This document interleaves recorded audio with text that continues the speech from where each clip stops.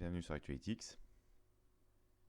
Aujourd'hui, nous allons voir comment importer des cours de bourse dans Excel 2010. Donc, dans un premier temps, il va falloir que je sélectionne les cours de bourse que je souhaite importer.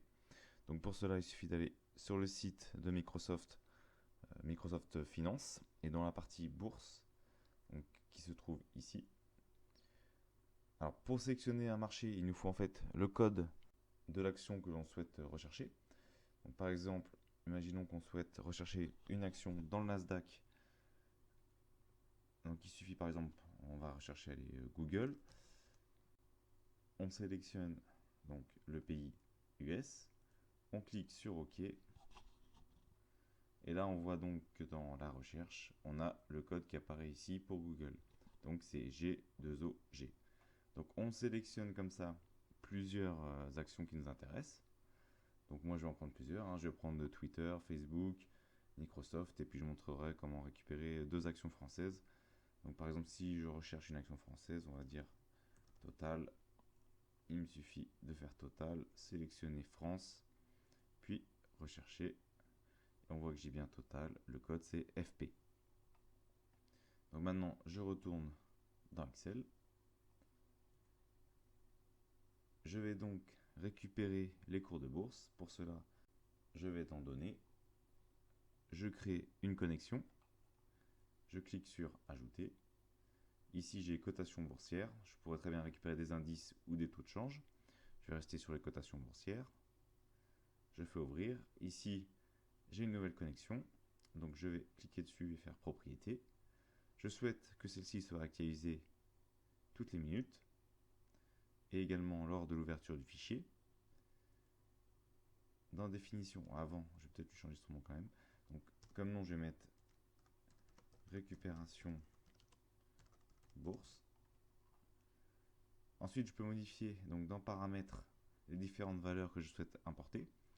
Donc, on a dit, c'est ici que je vais mettre les codes des différentes actions que je souhaite importer en fait.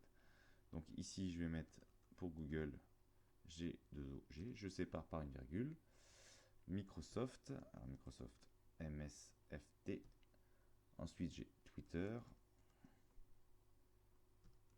Apple, et on va mettre Facebook.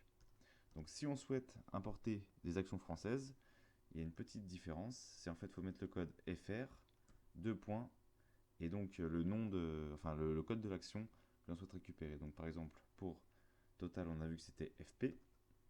Et puis on va récupérer, allez, Pernod Ricard. Hop, c'est RI. Donc je clique sur OK pour valider. Je refais OK. Fermer. Je sélectionne une case et je clique sur connexion existante. On voit que j'ai bien ma connexion récupération bourse. Je fais ouvrir et je valide sur OK. Excel importe mes données et voilà, j'ai toutes mes actions qui sont maintenant apparues. Donc on va patienter une petite minute et on va voir qu'en fait ça va s'actualiser automatiquement. Donc pour montrer, je vais mettre une valeur en sauvegarde et on va voir que ça va s'actualiser automatiquement. Et vous allez voir que normalement cette valeur va disparaître.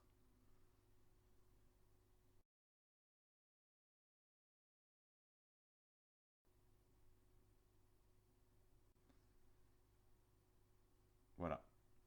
Donc comme vous pouvez le voir, l'actualisation vient d'avoir lieu sans que je clique sur absolument aucun bouton. Le volume, par exemple, que j'avais pris en copie a disparu ici.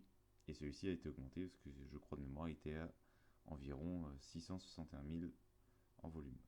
Voilà, donc maintenant vous savez comment importer et suivre et même actualiser des cours de bourse dans Excel 2010. Je vous remercie d'avoir suivi cette vidéo et à bientôt sur ActualityX.